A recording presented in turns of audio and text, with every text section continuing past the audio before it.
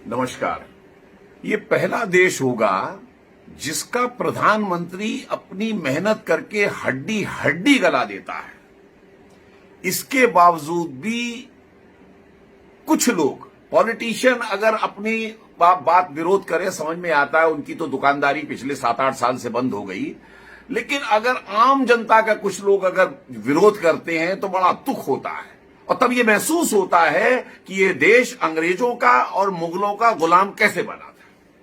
अब आप खुद समझिए कि जिस देश के अंदर 1924 में टिटनेस का टीका इंट्रोड्यूस किया गया और भारत के अंदर वो पहुंचा 1978 में, एनसीफ्लाइटिस का टीका 1930 में इंट्रोड्यूस किया गया जापान के अंदर, जो भारत में पहुंचा 2013 के अंदर। 1955 में पोलियो का टीका इंट्रोड्यूस हुआ, भारत में पहुंचा 1978 में। 1982 के अंदर हेपेटाइटिस बी का टीका इंट्रोड्यूस किया गया, जो भारत के अंदर पहुंचा 2005 के अंदर। 1998 के अंदर रोटा वायरस का टीका इंट्रोड्यूस हुआ, जो भारत के अंदर पहुंचा 2015 में। और जो कोरोना पिछले साल 2020 में हिंदुस्तान के अंदर आया, 2021 के अंदर भारत ने अपना टीका इंट्रोड्यूस कर दिया मोदी जी के नेतृत्व में, जिस पर गर्व करना चाहिए। उसकी जगह ही उस आदमी को गाली देते हैं। ऐसे हैं लोग। जिस आदमी को पूरे वर्ल्ड में 5 मुस्लिम कंट्री ने अपना सर्वोच्च नागरिक सम्मान पुरस्कार दिया हो, जिसको रशिया ने अपना सर्वोच्च नागरिक पुरस्कार सम्मान दिया हो, जिसको फिलिप कोटलर पुरस्कार मिला हो, जिसको यूएन ने चैंपियन ऑफ द अर्थ का पुरस्कार दिया हो, जिसको सियोल के अंदर शांति पुरस्कार मिला हो, जो भारत में किसी भी प्रधानमंत्री को नहीं मिला, उस पर गर्व करना चाहिए। उसकी जगह ये लोग नादानी में उसको गाली देते हैं।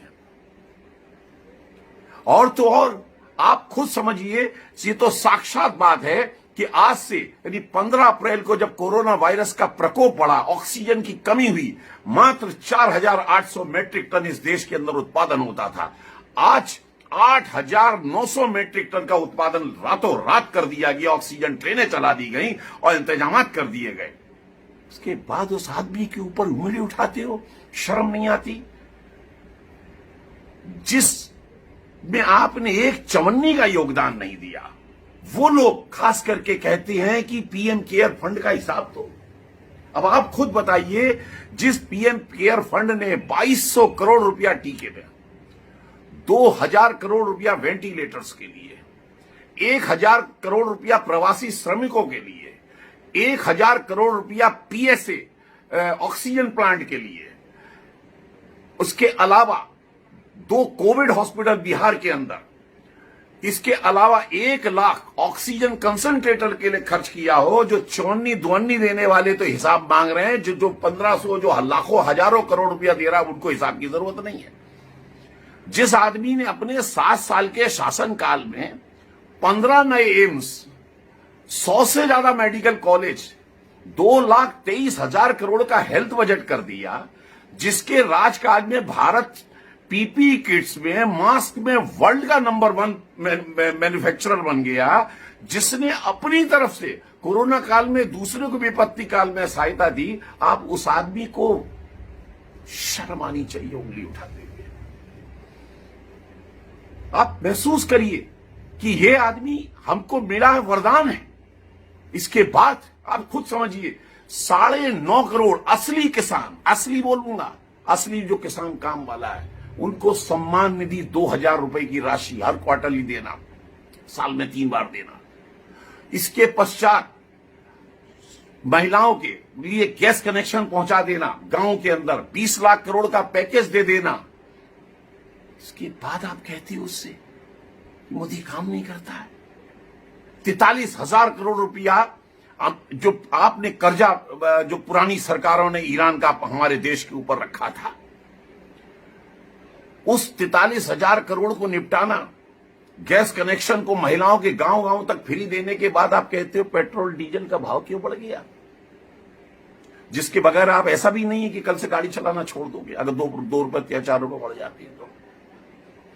और जिन हथियार जो भारत के पास भी आपने कहा था कि हमारे पास पैसा नहीं है खरीदने के लिए, इस शख्स ने अपने शासनकाल में 4,26,000 करोड़ रुपए में 36 राफेल, 6 अरिहंत सबमरीन, 1 पनडुब्बी nuclear, 7.5 lakh assault rifle, 145 howitzer तोप और 5 एयर डिफेंस सिस्टम, जैसे कि आजकल आप देख रहे हैं कि जो इजराइल के अंदर है उसी तरीके से रशिया से S-400 आने वाला है। इसकी डील कर ली। जब आप कहते थे हमारे पास पैसा नहीं है, इस आदमी ने कर लिया। और आप लोग, खास करके वो लोग जो मोदी के थोर विरोधी हैं, इस तरीके की वाहियात बातें करके उसके खिलाफ करते हैं। शर्म आनी चाहिए। और एक बात और कहूंगा, मनमोहन सिंह साहब ने कहा था पैसे पेड़ पर नहीं उगते। अगर पैसे पेड़ पे नहीं उगते तो पहले इस चीज का आंसर दीजिए कि आप जो नए नए सजेशन देते रहते हैं, पूरे देश में टीकाकरण फ्री कर दो, हर बेरोजगार को 6-6 हजार रुपया दे दो, आर्थिक पैकेज निकाल दो, दुनिया भर की और सारी सुविधाएं कर दो। अरे कहां से आएगा पैसे, ये भी तो बताओ, ये भी बताओ। आप केवल नाश लगाने के लिए हो देश का, आप केवल रोड़े अटकाने के लिए हो देश का। आपको बताना पड़ेगा ये आएगा कहां से पैसा, मतलब उसको अपना काम करने दो मोदी को जो कर रहा है। और मोदी जी, मेरा भी आपसे एक विनम्र निवेदन है कि आपने बहुत काम किया है रोजमर्रा, पानी का, शौचालय का, बिजली का, रोड का, सड़कों का, रेलवे का। बस महसूस हो रहा है कि एक तरफ इस तरफ थोड़ा सा ध्यान देने की जरा ज्यादा जरूरत है, स्वास्थ्य के ऊपर, शहरों में और गांव में। बस ये काम कर देंगे, किला फतेह हो जाएगा आपका। आपको सलाम हम जैसे सारे लोग मारेंगे। बाकी जिनको बेवकूफ है, जिनको कुछ आता नहीं है, जिनको समझदारी नहीं है, उसको कोई नहीं समझा सकता, क्योंकि मूर्ख और मृतक अपने विचार नहीं बदल सकता। जय हिंद।